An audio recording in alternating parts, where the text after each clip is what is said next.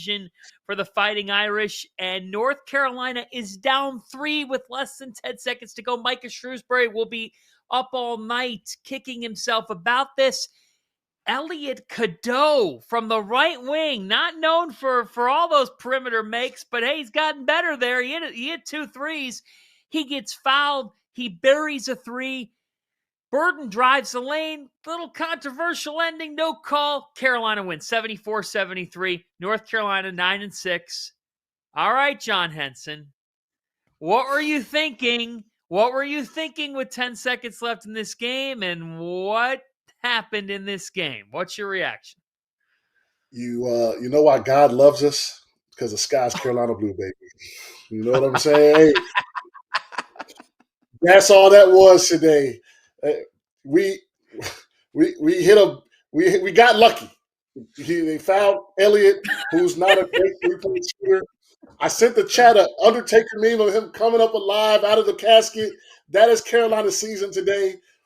They thought we were dead, and you know what? We survived and advanced, and who knows where this could lead. But for Carolina to, do what they want to do in the postseason and make the tournament, they're going to probably have to win 14 to 15 games. And so these are games on the road that are tough that you need to find a way to win, and that's what they did. Obviously, we've talked about their problems and their issues and what they aren't. But what they do is fight to the end, and they don't give up and they don't give in. And I think that's something positive we can take away from today, even with the 4-point play. Notre Dame's has got to be smarter than that. Let their worst 3-point shooting guard shoot the ball, right? Like, you still can't lose. So shout out to Tar Heels taking advantage of that. Look at the effort, Jeff. Jeff, the effort.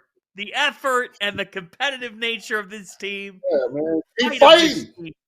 Yes. Fight. Well, I will say this. They didn't have Seth Trimble again.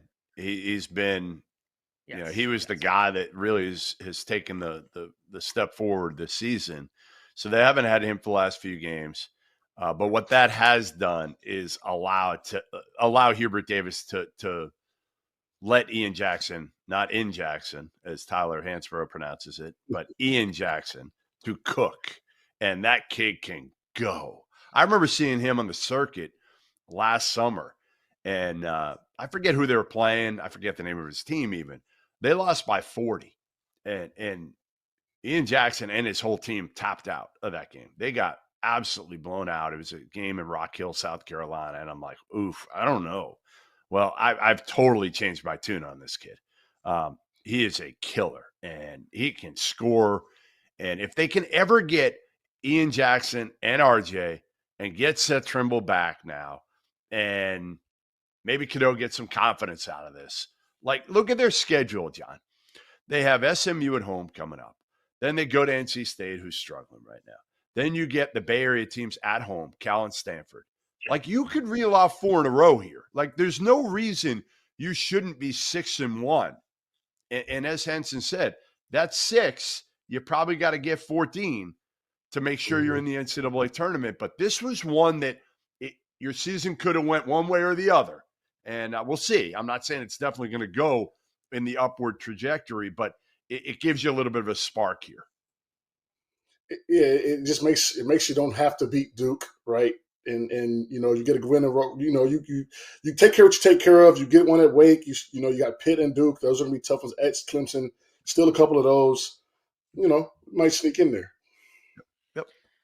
No, they can get in there. And Ian Jackson, I mean, it's the truth. He has been really, really good in the recent weeks for this team. Trimble was great in Maui, even though it was weird for Carolina and it wasn't their best. But Drake Powell can supply some shot making for them as well. He wasn't great today, but it's not, to me, guys, it's not the offense piece. Having watched this team like you guys have throughout the season, like Ian Jackson can get rolling. Trimble can do that. RJ Davis, like, he went 3 of 9 today, and they won on the road, and they don't ask you how you did in conference play. They did it.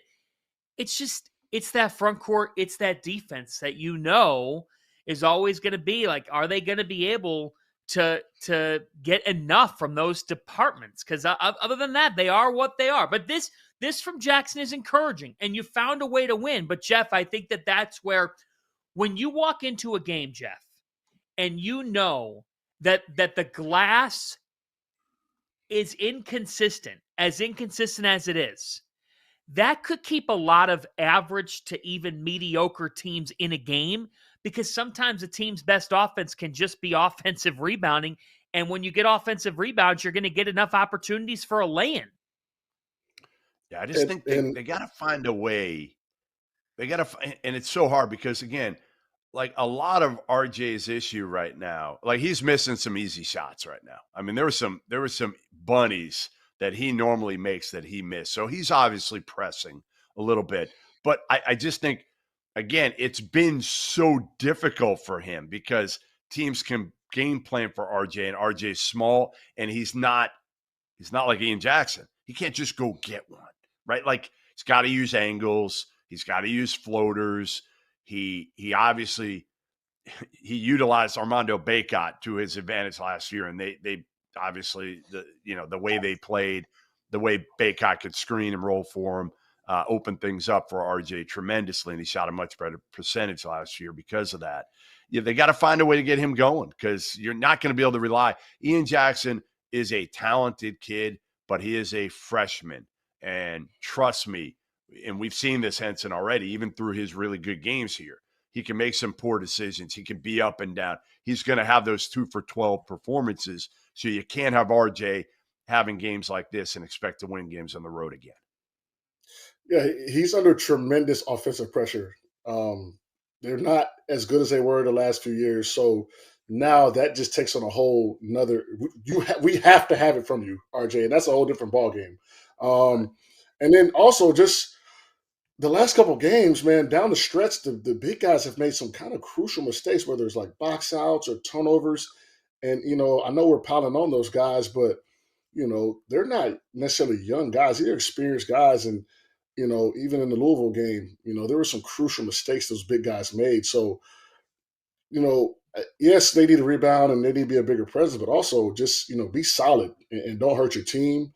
And I think Carolina can get out of this rut and continue going forward and trying to be an NCAA tournament team, which sounds crazy saying, but this is where we are this year. Look, that's where you're at, and if you don't make the NCAA tournament, that's 2 and 3 years, and that would be what would that be, Jeff? That would be putting Hubert on the hot seat next year. That's what that would be. Okay. All right. Realistically, there's no way to sugarcoat it, though. There's not. At Carolina, you can't not go to the tournament 2 of the last 3 years and expect to have job security. You just can't.